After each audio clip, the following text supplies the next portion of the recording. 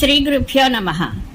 శ్రీకృష్ణుడు ఉత్తంకమునికి విశ్వరూపమును చూపుట, మరుప్రదేశంలో జలము లభించినట్లు వరమును అనుగ్రహించుట, ఉత్తంక మేఘాలు కథ తెలుసుకుందాము. వైశంపాయనుడు జన్మేజయునికి చెప్పిన ఈ కథ మహాభారతంలో ఆశ్వమేధిక పర్వంలోనిది. వైశంపాయనుడు చెప్తున్నాడు, శ్రీకృష్ణ భగవానుడు యుధిష్ఠిరుని అనుమతి తీసుకుని తన తండ్రి వసుదేవుని దర్శించుటకు సుభద్రతో కలిసి ద్వారకకు బయలుదేరాడు. భగవానుని ప్రయాణ సమయంలో అనేక అద్భుత శకునాలు కనిపించాయి. గాలి అతివేగంగా వీస్తూ వచ్చి అతని రథానికి ముందున్న ధూళిని, కంకరను, ముళ్లను ఎగురగొట్టి తుడిచివేసింది. ఇంద్రుడు పవిత్రమైన సుగంధ జలాన్ని, పుష్పాలను కురిపించాడు. ఈ రీతిగా సమతల ప్రదేశంలో పయనిస్తూ శ్రీకృష్ణుడు మరుభూమి చేరుకున్నాడు. అక్కడ అతడు అమిత తేజస్వి అయిన ఉత్తంకముని దర్శించి పూజించాడు. ముని కూడా అతనికి స్వాగతమిచ్చి సత్కరించాడు. ఆపై ఇరువురు పరస్పరం కుశలం గూర్చి అడిగారు. ఆ తరువాత విప్రోత్తముడు ఉత్తంకముని శ్రీకృష్ణుని, శ్రీకృష్ణ, నీవు కౌరవ పాండవుల ఇంటికి వెళ్లి వారికి సంధి చేయించి వస్తున్నావా? ఇప్పుడు వారి మధ్య సడలని సోదర ప్రేమ స్థిరపడిందా? వారి నీకు చుట్టాలు, పరమప్రియులు. వారి మధ్య సంధి చేయించే మరలి వస్తున్నావు, అవునా? ఇప్పుడు పాండుపుత్రులు, ధృతరాష్ట్రపుత్రులు నీతో పాటు లోకంలో సుఖంగా సంచరించగలరా? కౌరవులు శాంతించడంతో నీ వలన సురక్షితులైన పాండవులకు ఇక తమ రాజ్యంలో సుఖం లభించినట్లేనా? నాయనా, నీవు ప్రయత్నిస్తే కౌరవ పాండవుల మధ్య సంధి కుదురుతుందని నేను ఎప్పుడూ అనుకుంటూ ఉంటాను. నా ఈ ఆశ అసఫలం మాత్రం కాలేదు కదా అని అడిగాడు.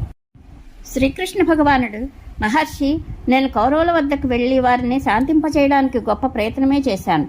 కాని వారు ఏ రకంగానూ సంధికి సంసిద్ధులు కాలేదు. ఆ కారణంగా వారందరూ పుత్రులతో, బంధువులతో సహితంగా యుద్ధంలో చనిపోయారు. ప్రారబ్ధ విధిని ఎవరూ బుద్ధితో గాని బలంతో గాని తప్పించలేరు. మీకు ఈ సంగతులన్నీ తెలిసే ఉంటాయి. కౌరవులు నా యొక్క, భీష్ముని యొక్క, విదురుని యొక్క అభిప్రాయాన్ని కూడా తోసిపుచ్చారు. అందుకే వారు తమలో తాము పోరి నశించిపోయారు. పాండవ పక్షంలో కూడా యుధిష్ఠిరాదులు 5 సోదరులే మిగిలారు. వారి పుత్రులందరూ యుద్ధంలో మరణించారు. ధృతరాష్ట్రుని పుత్రులలో యుధిష్ఠిరుడు తప్ప ఎవరూ మిగలలేదు. అందరూ తమ కొడుకులతో, బంధువులతో పాటు చనిపోయారు అని చెప్పాడు. శ్రీకృష్ణుని మాటలు విని ఉత్తంకముని మిక్కిలి కోపోద్రిక్తుడై, మధుసూదన, కౌరవులు నీకు చుట్టాలు, ఇష్టులు అయినప్పటికీ శక్తి కలిగి కూడా నీవు వారిని రక్షించలేదు. కాబట్టి నేడు నేను తప్పక శాపం ఇస్తాను. నీవు వారిని బలవంతంగా పట్టుకుని ఆపివేయగలవు. అయినా అలా చేయలేదు. అందుకని నాకు కోపం వచ్చి నిన్ను శపించకుండా ఉండలేకపోతున్నాను. అయ్యో, కురువంశంలోని శ్రేష్ఠులైన వీరులు నశించిపోయారు. నీవు సామర్థ్యం కలిగి ఉండి కూడా వారిని ఉపేక్షించావు అని అన్నాడు. శ్రీకృష్ణుడు, భృగునందన, ముందు నా మాట వినండి. మీరు తపస్సులు కాబట్టి నా విన్నపం ఆలకించండి. నేను మీకు అధ్యాత్మతత్వ విషయాన్ని చెబుతున్నాను. దానిని విన్నాక మీరు కావాలనుకుంటే నాకు శాపం ఇవ్వండి. ఇది మాత్రం గుర్తుంచుకోండి, ఎవరూ కూడా కొద్దిపాటి తపోబలం చేతని నన్ను తిరస్కరించలేరు. మీరు తపస్సులలో శ్రేష్ఠులు. మీ తపస్సు యొక్క తేజస్సు అధికంగా పెరిగింది. మీరు మీ సేవతో గురుజనులను కూడా సంతుష్టం చేశారు. బాల్యం నుండే బ్రహ్మచర్యాన్ని పాటిస్తున్నారు. ఈ విషయాలన్నీ నేను బాగా ఎరుగుదును. కాబట్టి మిక్కిలి బాధల కోర్చి మీరు సంపాదించుకున్న మీ తపస్సును నేను నష్టపరచాలనుకోవడం లేదు అని అన్నాడు. ఉత్తంకుడు, కేశవ, నీవన్న ఆ ఉత్తమ అధ్యాత్మతత్వాన్ని వివరించు. అది విని నేను నీ మేలు కోరి ఆశీర్వదిస్తాను, లేదా శాపమే ఇస్తాను అని అన్నాడు. శ్రీకృష్ణుడు, మహర్షి, మీకు తెలిసే ఉండాలి, సత్వరజస్తమో గుణాలు అన్నీ నన్నే ఆశ్రయించి ఉన్నాయి. రుద్రులు, వసువులు కూడా నా నుండే పుట్టారు. ప్రాణులన్నీ నాలో ఉన్నాయి. నేను ప్రాణులందరిలోనూ ఉన్నాను అనే ఈ విషయం నిశ్చయంగా తెలుసుకోండి. దైత్యులందరూ, యక్షులు, గంధర్వులు, రాక్షసులు, నాగులు, అప్సరసలు నా నుండే ప్రాదుర్భవించారు. విద్వాంసులు చెప్పే సత్సత్తులు, వ్యక్తావ్యక్తములు, క్షరాక్షరములు అన్నీ నా స్వరూపాలే. ముని, చతుర్వర్ణాలు, వారి ప్రసిద్ధమైన చతుర్థ ధర్మాలు, వేదోక్త కర్మలు ఇవేవి నాకంటే భిన్నమైనవి కావు. సత్సత్తులు, దానికి అతీతమైన అవ్యక్త జగత్తు కూడా సనాతన దేవాధిదేవుడినైన నాకంటే వేరు కావు. ఓంకారంతో ఆరంభమయ్యే 4 వేదాలు నేనే అని తెలుసుకోండి.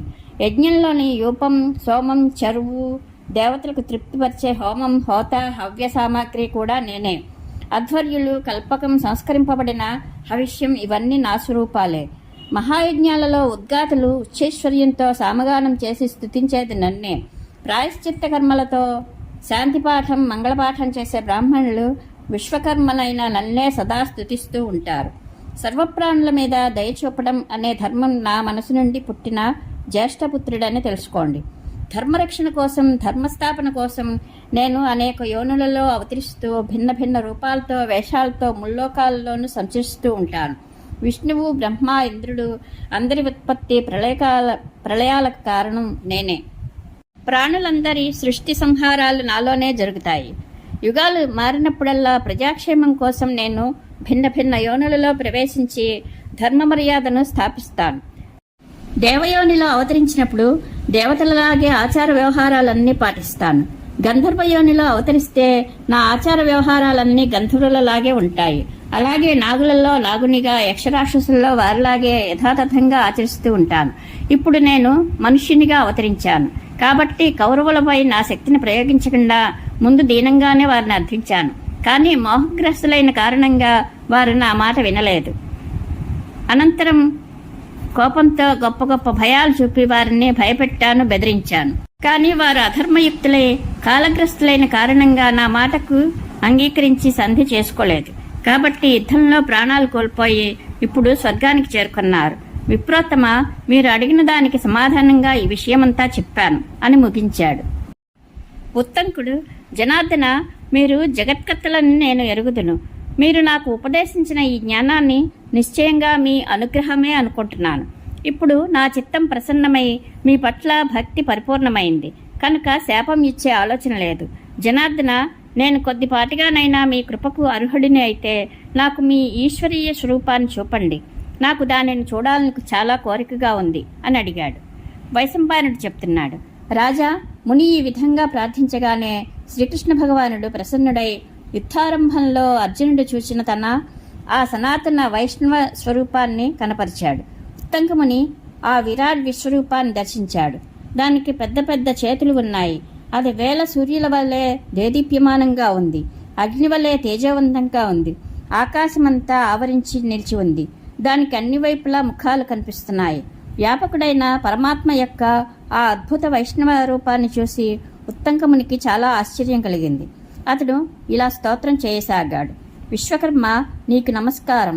విశ్వాత్మ, సంపూర్ణ జగత్తు మీ నుండే పుట్టింది. పృథ్వీ మీ 2 పాదాలతో, ఆకాశం మీ శిరస్సుతో వ్యాప్తమై ఉంది. భూమి ఆకాశముల నడింభాగమంతా మీ ఉదరం ఆక్రమించింది. దిశలన్నీ మీ భుజాలలో ఇమిడిపోయాయి. అచ్యుత, ఈ దృశ్య ప్రపంచమంతా నీ స్వరూపమే. దేవేశ్వర, ఇక మీరు మీ ఈ ఉత్తమమైన అక్షయమైన స్వరూపాన్ని ఉపసంహరించండి. నేను మళ్ళీ మిమ్మల్ని మీ పూర్వరూపంలోనే చూడాలనుకుంటున్నాను అని అన్నాడు. వైశంపాయనుడు చెప్తున్నాడు, జన్మేజయ, ముని యొక్క మాటలు విని సదా ప్రసన్న చిత్తంతో ఉండే శ్రీకృష్ణుడు, మహర్షి, మీరు నా వలన ఏదైనా వరం పొందండి అని అన్నాడు. అప్పుడు ఉత్తంకుడు, పురుషోత్తమ, మీ ఈ స్వరూపాన్ని చూస్తున్నాను. ఇదే నాకు అన్నింటినీ మించిన గొప్ప వరం అని అన్నాడు. అది విని శ్రీకృష్ణుడు, ముని, మీరు దీనిని గురించి ఇంకొకలా భావించకండి. నా దర్శనం అమోఘమైనది కాబట్టి మీరు నన్ను వరం కోరుకోవలసిందే అని అన్నాడు. ఉత్తంకుడు, ప్రభు, నేను వరం తీసుకోవడం తప్పనిసరి అనుకుంటే ఇక్కడ నాకు యథేచ్ఛగా నీరు దొరికేలా వరం ఇవ్వండి. ఎందుకంటే ఈ మరుభూమిలో నీరు చాలా దుర్లభం అని అడిగాడు. అనంతరం భగవానుడు తన తేజస్సును ఉపసంహరించి ఉత్తంకమునితో, మహర్షి, నీరు అవసరమైనప్పుడు నన్ను స్మరించండి అని చెప్పాడు. ఇలా చెప్పి అతడు ద్వారకకు వెళ్ళిపోయాడు. అనంతరం ఒక రోజున ఉత్తంకమునికి చాలా దాహం వేసింది. అతడు నీటి కోసం ఆ మరుభూమిలో 4 వైపులా తిరిగిసాగాడు. అలా తిరుగుతూ అతడు శ్రీకృష్ణుని స్మరించాడు. ఇంతలో అతనికి దిగంబరుడైన ఒక చండాలుడు కనిపించాడు. అతని శరీరం నిండా మాలిన్యం, బురద అంటుకుని ఉన్నాయి. అతని చుట్టూ కుక్కలు ఉన్నాయి. నడుముకు కత్తి కట్టుకున్నాడు. చేతిలో విల్లంబులు పట్టుకున్నాడు. అతడు భయంకరంగా కనిపిస్తున్నాడు. అతని మూత్రేంద్రియం నుండి జలధార కిందికి పడుతూ కనిపించింది. మహర్షి దప్పికతో ఉన్నాడని గ్రహించి చండాలుడు నవ్వుతూ, ఉత్తంక, రా, నా వద్ద జలం తీసుకుని తాగు. నీవు దాహంతో బాధపడుతూ ఉంటే నాకు చాలా జాలి కలుగుతోంది అని అన్నాడు. చండాలుడు ఇలా అన్న ఉత్తంకముని ఆ నీటిని స్వీకరించలేదు. వరం ఇచ్చిన శ్రీకృష్ణుని కఠోర వాక్యాలతో నిందించాడు. అతడు కోపంతో ఆ నీటిని తీసుకోలేదు. పైగా సడలని పట్టుదలతో ఆ చండాలని కూడా నిష్ఠూరమాడాడు. అతడు తిరస్కరించడంతో చండాలుడు కుక్కలతో పాటు అక్కడే అంతర్ధానమయ్యాడు. అది చూసి ఉత్తంకమునికి చాలా సిగ్గు కలిగింది. మనసులోనే శ్రీకృష్ణుడు తనను మోసగించాడని అనుకోసాగాడు. ఇంతలో ఆ మార్గంలోనే శంఖచక్ర గదాధరుడై మహాబుద్ధిమంతుడైన శ్రీకృష్ణుడు అక్కడ ప్రత్యక్షమయ్యాడు. అప్పుడు ఉత్తంకుడు, పురుషోత్తమ, బ్రాహ్మణునికి చండాలని మూత్రజలాన్ని ఇవ్వడం నీకు ఉచితం కాదు అన్నాడు. అతని మాట విని శ్రీకృష్ణ భగవానుడు మధురవాక్కులతో అతనిని ఓదార్చుతూ, మహర్షి, ఇక్కడ మీకు ఏ రూపంతో జలం ఇవ్వడం సముచితమో ఆ రూపంతోనే ఇవ్వబడింది. కానీ మీరు తెలుసుకోలేకపోయారు. నేను మీకోసమని వజ్రధారి అయిన ఇంద్రుని వద్దకు వెళ్ళి నీవు ఉత్తంకమునికి జలరూపంలో అమృతం ఇవ్వు అని చెప్పాను. నా మాటలు విని ఇంద్రుడు ఎన్నోసార్లు మనిషి అమరుడు కాలేడు, కాబట్టి మీరు అతనికి అమృతం కాకుండా వేరే ఏదైనా వరం ఇవ్వండి అని అన్నాడు. కానీ నేను గట్టిగా ఉత్తంకమునికి అమృతమే ఇవ్వాలని పట్టుపట్టాను. అప్పుడు ఇంద్రుడు నన్ను ప్రసన్నం చేస్తూ, మహామతి, భృగునందనుడు ఉత్తంకునికి అమృతం ఇవ్వడం తప్పనిసరి అయితే నేను చండాల రూపం ధరించి అతనికి అమృతం ఇస్తాను. ఈ రీతిగా అతడు తీసుకోవడానికి అంగీకరిస్తే ఇప్పుడే ఇవ్వడానికి వెళ్తున్నాను. అతడు స్వీకరించకపోతే నేను ఏ రీతిగానూ అతనికి అమృతం ఇవ్వడానికి రాజీ పడను అని నియమం విధించాడు. ఈ రకమైన నియమం పెట్టి ఇంద్రుడు తానే చండాల రూపంలో వచ్చి మీకు అమృతం ఇస్తుండగా మీరు అతనిని తిట్టి విముఖం చేశారు. ఇది మీరు చేసిన పెద్ద అపరాధం. సరే, అది గడిచిపోయిన సంగతి. ఇప్పుడు మీ తీవ్ర పిపాసను శాంతింపచేయడానికి, జలం కావాలనే కోరికను తీర్చడానికి నేను మీకు ఇంకొక వరం ఇస్తున్నాను. బ్రాహ్మణుడా, మీకు నీరు కావాలనే కోరిక కలిగినప్పుడల్లా మరుభూమిలోని ఆకాశంలో నీటితో నిండిన మేఘాలు ముసురుకుంటాయి. ఆ మేఘాలు మీకు స్వాదుజలాన్ని సమర్పిస్తాయి. అవి ఉత్తంక మేఘాలు అనే పేరుతో ప్రసిద్ధికెక్కుతాయి అని అన్నాడు. జనమేజయ, శ్రీకృష్ణ భగవానుడు ఇలా చెప్పాక ఉత్తంకమునికి చాలా ఆనందం కలిగింది. ఇప్పటికీ మరుభూమిలో ఉత్తంకమనే మేఘాలు వర్షిస్తూనే ఉంటాయి అని వైశంపాయనుడు చెప్పాడు. పరమేశ్వరానుగ్రహ ప్రాప్తిరస్తు. శుభం భూయాత్.